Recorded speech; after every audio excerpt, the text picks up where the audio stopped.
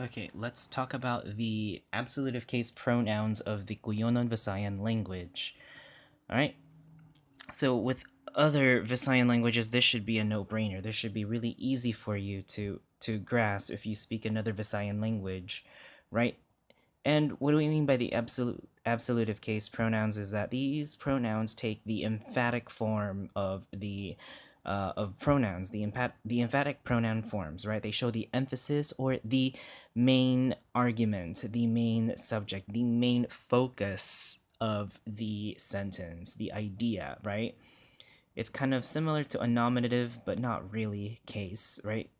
They're the ones that are receiving the attention focus of the sentence if these pronouns are used, right?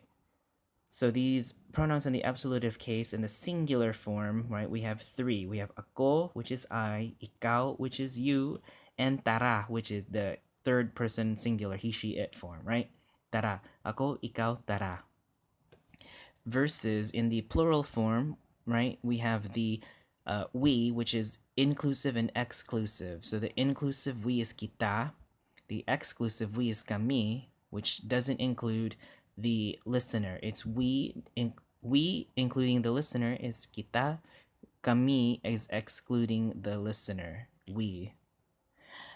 Then we have the you plural is the kamo form, kamo, which is you plural, and finally the third person plural is sanda, right?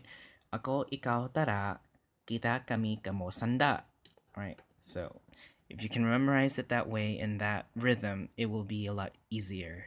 But again, this is just the video for the Cuyonon Visayan absolutive case pronouns.